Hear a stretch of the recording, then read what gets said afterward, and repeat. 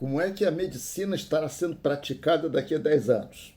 O jovem médico que está se formando agora, como é que vai estar vivendo, o que ele vai estar fazendo, em que organização, que tipo de organização ele vai estar trabalhando daqui a 10 anos? Essa foi a pergunta que fiz no vídeo anterior, que motivou uma opção de gente a me escrever para debater o assunto. Mas será que você não está exagerando? Dizer que o hospital geral ele vai ser desconstruído, não disse que vai sumir, ele não vai sumir, mas ele vai ser desconstruído, que, no sentido seguinte, uma opção de coisas que hoje é feito dentro do hospital vai ser feito fora.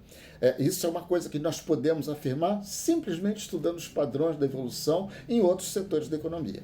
Saúde, e a gente deve partir desse princípio, não é um setor em que valham leis especiais. As leis da economia valem em todos os setores.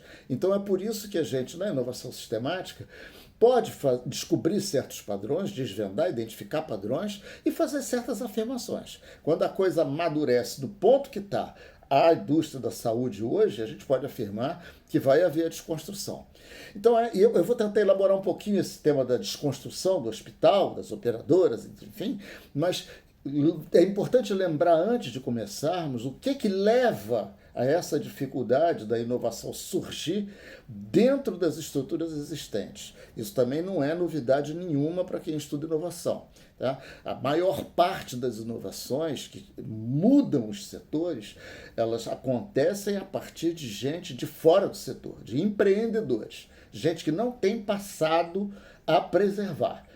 Por quê? E eu expliquei com o caso da Kodak. Essencialmente, e me permitam usar o termo com toda clareza, é uma questão de dinheiro. Quando aparecem inovações que baixam o preço e melhoram a qualidade, geralmente são inovações que deixam uma margem financeira menor. Basta lembrar da Kodak, o exemplo que eu dei. A Kodak estava na crista da onda da informação, da tecnologia digital. Eles sabiam tudo. Essas histórias de que as empresas não ficam arrogantes, negam a realidade, isso é tudo conversa. Eles viram perfeitamente o que ia acontecer, se prepararam para isso, mas para abraçar o chip, a fotografia digital, eles iam ter que abrir mão do modelo tradicional deles, que dava mais dinheiro, e aí eles ficam aprisionados num tipo de dilema que um autor famoso chamou de dilema do inovador. Não é por burrice, não é por estupidez, não é por arrogância, é por uma impossibilidade quase física. Pouquíssimas empresas conseguiram fazer essa revolução de dentro delas mesmas. Uma que vale a pena a gente até estudar para aprender é a IBM. É a única exceção grande que eu conheço. Existem outras, a Nokia lá atrás se reinventou uma vez, depois não conseguiu de novo, mas a IBM se reinventou 3 vezes. Isso é uma raridade ao longo da sua história.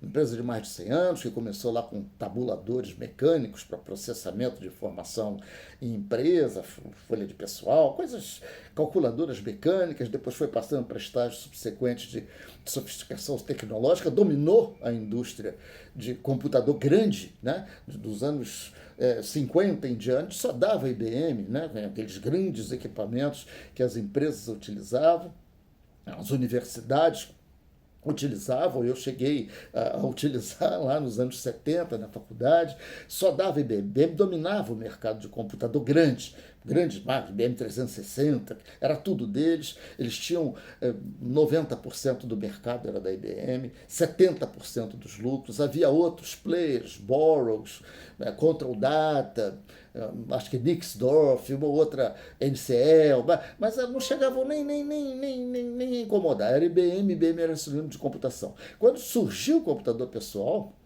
nos anos 80, foi a IBM tentou dominar aquela arquitetura também, mas não conseguiu por razões que eu já expliquei aí em artigos em outros lugares. Então, quem dominou foi o Windows e o Intel. Eu falei disso no vídeo anterior. A IBM perdeu esse bonde, porque ela achava que o que ia dar dinheiro era o que ela sempre tinha feito, vender máquina, vender computador. E o que dá dinheiro é controlar o sistema operacional. A inteligência do computador está no Windows e está no Intel. Então, quem ganhou dinheiro grosso e continua ganhando é a Microsoft, é a Intel. Os outros são meio que periféricos nesse sistema. Aí, tanto que a IBM saiu desse setor, vendeu o setor setor de PCs dela lá para Lenovo, etc. Mas é possível. A IBM chegou na beira do precipício no final dos anos 80. Estava condenada por muita gente.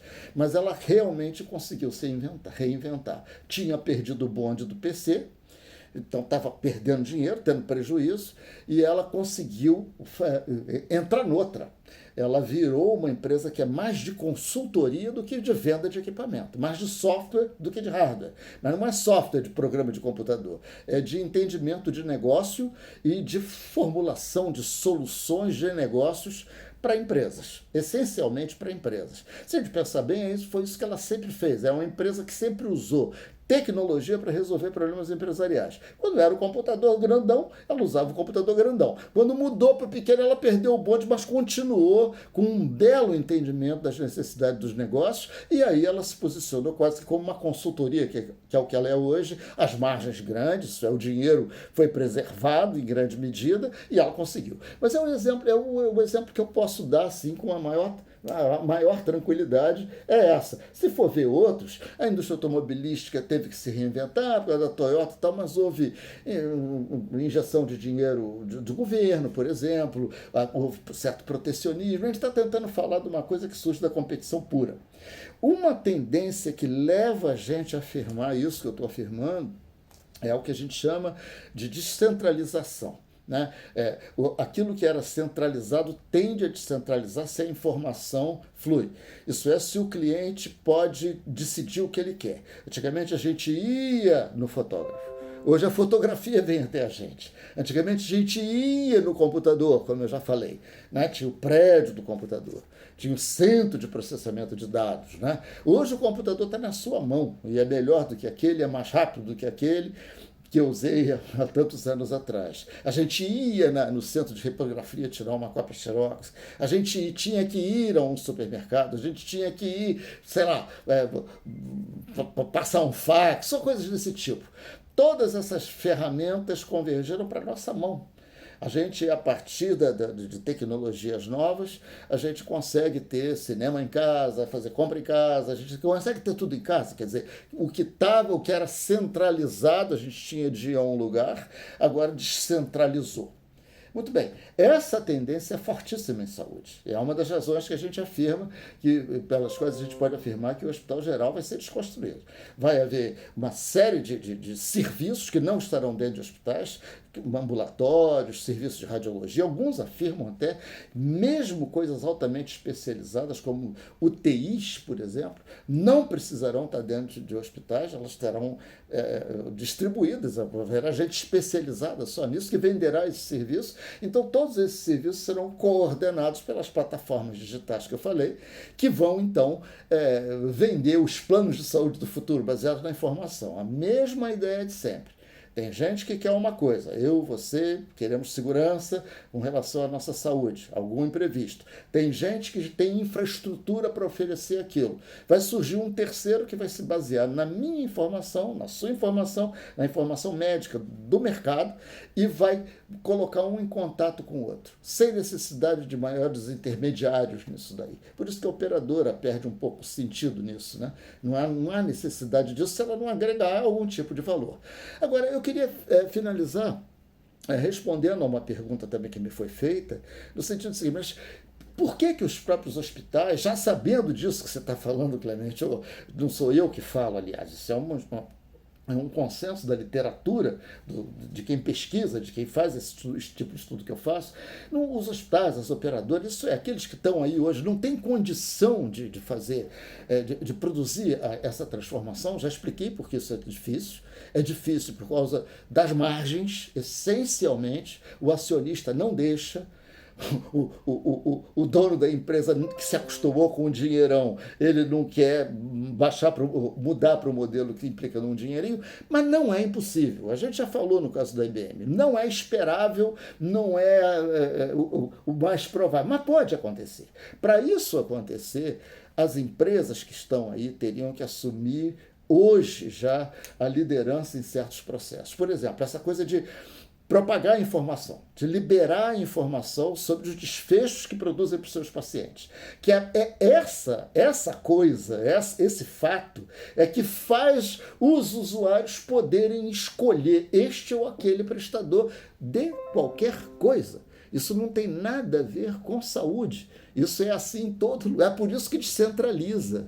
Se for o caso, pode... Ou centraliza. Às vezes pode centralizar. A energia elétrica, por exemplo, quando começou a descentralizar, depois centralizou lá para grandes usinas, geradoras. Agora estão dizendo que vai descentralizar de novo, porque apareceu uma tecnologia que permite você ter o seu gerador na sua casa. Você não precisa depender de uma grande coisa central. Mas o importante, gente, é entender essa dinâmica. Se essas empresas que estão aí entenderem isso, começarem com projetos piloto, paulatinamente, a mudar os seus modelos, conviver com os dois. Ninguém pode desligar um e botar o outro ao mesmo tempo.